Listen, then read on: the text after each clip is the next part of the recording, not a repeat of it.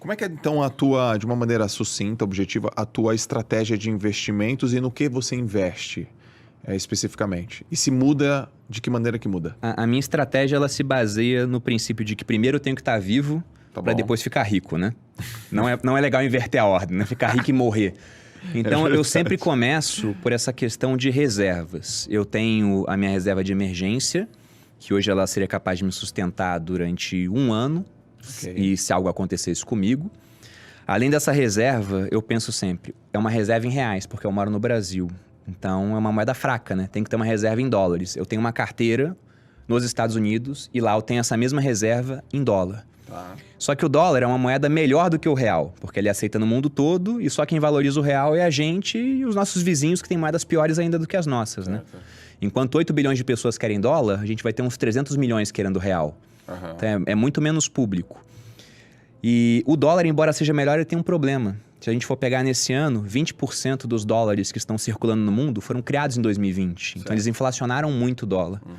E se a gente for pensar... 20%. Por causa do Covid. Isso. E se a gente for pensar nas funções da moeda, a moeda tinha que ser uma unidade de conta, ou seja, algo conversível, né? Um meio de troca, você pegar a moeda para trocar por outras coisas, é assim que ela surgiu na história.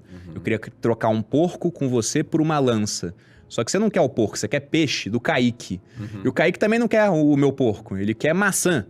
Aí todo mundo começou a trocar por um meio mais líquido, sal, por exemplo, e transacionava em sal. Assim surgiu a moeda como um meio de troca, a moeda mercadoria. E o último ponto é ser uma reserva de valor, é ser capaz de manter... a palavra salário.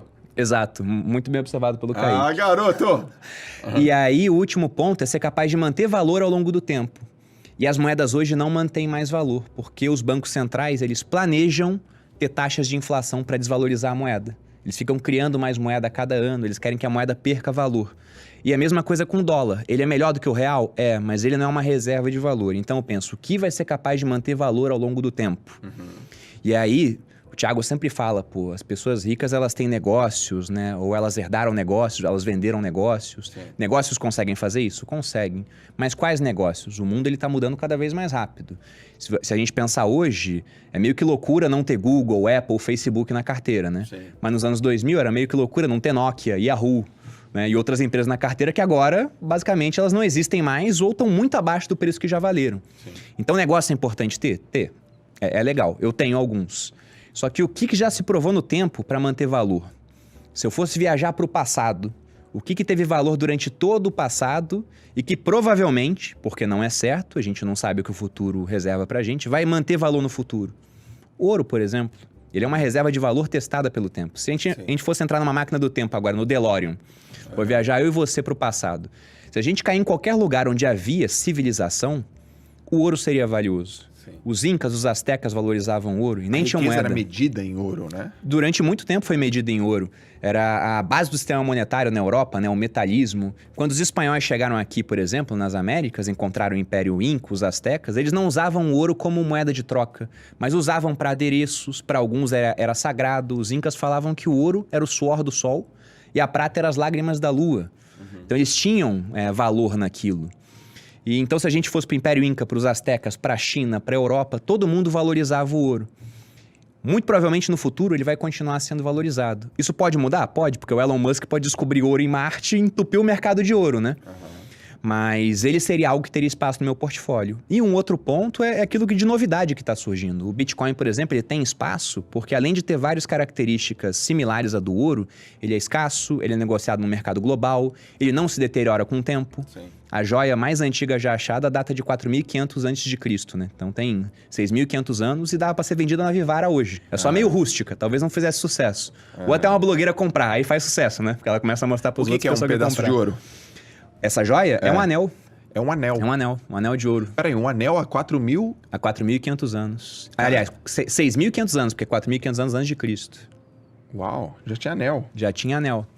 Então, você vê que o Bitcoin tem esses elementos, ele é escasso, negociado no mercado global, ele é não deteriorável, igual o ouro, embora ele fique na rede, né? Então ele depende da existência da internet para isso. Ele tem, de certa maneira, um valor intrínseco, assim como o ouro tem. Por que ele tem valor? Porque ele é algo que não pode ser confiscado em um mundo onde governos querem cada vez mais do nosso patrimônio, porque estão cada vez mais endividados, né? Aqui no Brasil, a diferença entre o que a gente arrecada e gasta nesse ano, sem contar juros da dívida, ficou em 1 trilhão. Pro ano que vem, o planejado é 247 bilhões de déficit. Então já estão planejando gastar 250 bilhões praticamente a mais. Só que planejamento de gasto do governo é tipo planejamento de obra, né, cara? Ah, vai demorar quanto tempo aí pro pedreiro fazer o banheiro? 6 meses. Demora 9, né? Então é a mesma coisa. Esse gasto ele vai subindo. E a expectativa, primeiro você se endivida, daqui a pouco tá difícil de se endividar, ninguém mais acredita que aquela dívida vai ser paga, aí começa a vir aumento de imposto. E ter alguma coisa que protege o seu patrimônio dessa sanha dos governos, acaba mostrando que aquilo tem valor, que é o caso do Bitcoin. Então acho que vale a pena ter um pouquinho em Bitcoin também. Sempre que me perguntam, e eu já fiz essa pergunta várias vezes para outras pessoas também, se você fosse para o futuro, viajar 50 anos no tempo, a mesma máquina do tempo que a gente entrou vai levar a gente para o futuro agora. O que você colocaria numa mala para ter valor de compra? Para ter poder de compra lá na frente, né?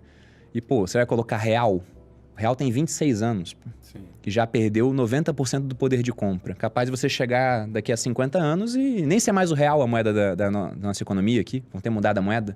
O real tem 26 anos e já é a segunda mais longeva aqui do Brasil. A gente trocou de moeda 10 vezes.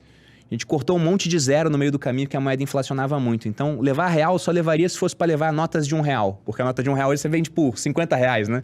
Virou de colecionador. O dólar, ele é melhor, porque ele já tem mais de 240 anos, né? É uma única moeda até agora. Não trocaram, não cortaram zero, a inflação foi bem menor. Mas com o governo americano produzindo esse tanto de dólar a cada ano, será que ele não vai perder muito valor? O ouro teve valor durante muito tempo no passado, então acho que tem um espaço maior na minha mala. E o Bitcoin? Vamos colocar pouco, porque só tem 12 anos. Mas, cara, quanto que esse pouco pode valer lá na frente? Sim. Quem fez essa viagem no tempo de 2009 pra cá e botou um pouquinho de Bitcoin, tá milionário hoje, cara.